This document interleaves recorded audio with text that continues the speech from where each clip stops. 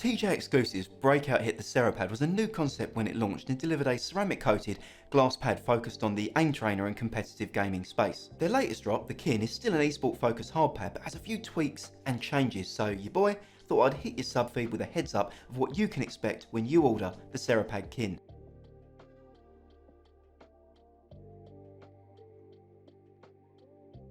Let's get one thing out the way up front. The KIN looks stunning out of the box. The dark teal and new corner logo are incredibly clean. I feel like a piece of designer art on my desk more than a mousepad. It's effectively a slab of tempered glass with a ceramic coating baked onto it to improve durability and give the sensor something to track. Where the first CeraPad was focused on speed, TJ Exclusives claim the KIN is 40% slower by comparison. It's pitched for gamers who want control pad glide with hard pad consistency. While in lab testing it is probably slower than things like a SkyPad 3.0, but if you ask me, to the average user, this will objectively still be a pretty fast pad if I'm honest. Think of it more as a Flash versus Superman, don't at me DC nerds. It's also available in a whole variety of sizes from teeny tiny to magnum dong, with prices that scale to reflect it. Interesting side note, rather than go with the obvious choice of, I don't know, maybe labelling them with a name that reflects the actual size you're buying, TJ Exclusives have gone with a sort of off-brand Sailor Moon squad, and the weeb in me is strangely here for it. I suspect this review sample is Sailor Iridium, but I didn't have a tape measure big enough to span the impressive girth of this on my desk to check. In all honesty, do consider what sense you play at before ordering one of the big boys, because I could probably split this up into quadrants and have an entire LAN party share it with how oversized it is for my own gaming needs. First impressions of the pad were more of the same ceramic experience that I'd enjoyed the first time around, only this time I didn't risk losing a layer of skin, peeling my forearm off the surface after play. For me, the real star of the show when using a hard pad were the flicks that it let me do, so using heroes like Cassidy or Ashe in Overwatch felt really good. Supposedly, tracking is meant to be easier on ceramic, but with my shaky aim and boomer reflexes, there just wasn't enough to anchor my withered hand in place, and I went off target almost as much as I was on it.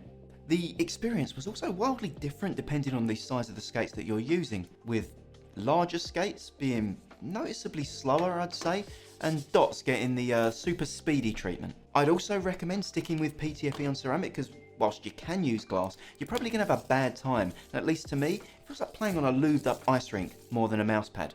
In terms of why you'd go for a hard pad over the standard clothy, it's a healthy dose of preference first and foremost, and then equal parts durability and consistency. Standard cloth pads can suffer from humidity impact or get muddy over time, but in theory at least, with a hard pad, it should perform the same each and every time you slide your mouse across it. Knowing this, I was surprised this wasn't my experience with the KIN. There is a very extended break-in period until the ceramic starts to reach a stable speed. For me, that was around 2 weeks, but then I'm not playing 8 hours a day, every day like a degenerate. I also noticed the pad picked up a lot of tiny grease spots as I used it, which reminded me of driving my car over cobblestones, which warmed my quaint British heart if I'm honest.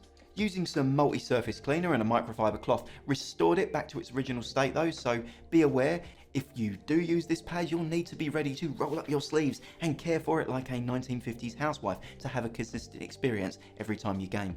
TJ Exclusives do sell some squirty bottles of pro gaming cleaner kit, no RGB included, so if you are concerned, maybe sling that in the basket in the order.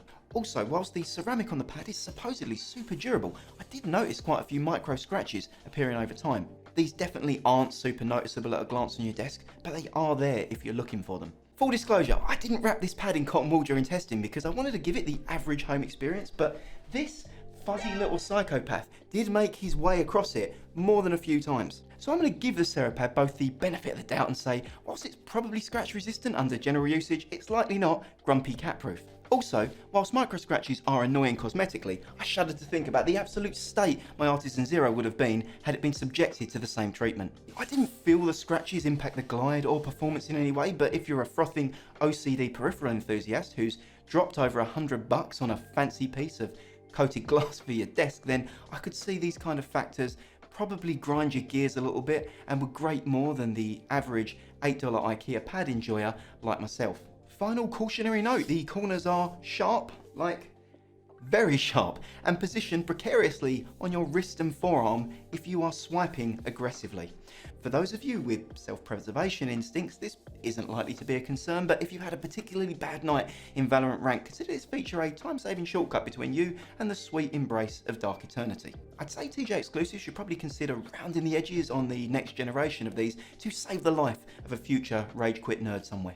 Lastly, I didn't do any drop testing on the pad, but can only assume it isn't drop proof unless I'm told otherwise, but once it's in place it weighs enough to be well anchored and there really isn't much of a reason to move it. Try to avoid tossing it across the room like a frisbee when unboxing for the best possible results. Now, the break-in period and observations I've made above aside, using this pad was a positive experience. The new feet on the KIN are super low profile, keeping the glass flat to the desk, and even without fancy gamer sleeves, big dub if you want to feel like a raw era Hardy brother wearing them.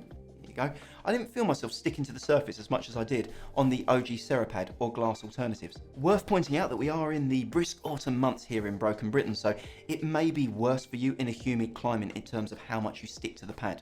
Counterpoint, whilst in the ambient cold we have, the ceramic under the wrist doesn't stick. After some time on the pad, I do feel like I'm gaming with a cold, dead arthritic claw, and I found that I needed to pull my sweater sleeve down to avoid frostbite and hypothermia in my extremities. Though that likely is a me problem, as my family shiver under blankets at my straight up refusal to turn on the heating until we hit December. For most people, I see buying one of the premium hard pads that are available as kind of an admission that you're an enthusiast. You're likely watching this video with the existing shameless stack of cloth pads you have, wafting headache-inducing rubber fumes around your room and just trying to justify why spending another $100 on your addiction makes sense. Spoilers? It doesn't, and this pad isn't the reason that you're not Radiant in Valorant or top 500 in Overwatch. In fact, for some people, moving to a hard pad after a lifetime on Slowboy cloth will probably have a negative impact on your game. Just as often though, I've seen the move to ceramic have a significant positive impact on aim scores and enjoyment. The CeraPad KIN is up there as one of the best hard pads you can buy, no doubt. It is well made, and from everything I've heard, TJ exclusives seem to handle customer service queries exceptionally positively. But if you've never used a hard pad and want to take the plunge, honestly, you can watch all the videos you want. In the end, you're going to have to roll the dice and put your faith in the aim gods that the hard pad works for you. The one benefit I'd say you have with the CeraPad is that TJ exclusives offer a money back guarantee for those who don't vibe with it, and if you do take the plunge, they've also been kind enough to provide code GETreviews to save yourself some money on the order at checkout. That being said, and cutting to the chase though, I am unlikely to use the KIN as my main moving forward. It is a great precision tool, and I think for people who vibe with it, it's likely to never leave their desk. If you're a tweaking, highly competitive tween with hummingbird reflexes and the aim to maximise them, then the CeraPad could be the difference between you and bragging rights in your Discord server at your aim lag clout league position. But as an old washed control pad Andy who regularly swaps mice and setups for testing, the hard surface is just too unforgiving for me, so I'm off to wrap myself up in QCKs and enjoy a warm cup of cocoa by the fire. Remember to like, sub, comment, all those other NPC tasks, and Daddy will be back to see you soon.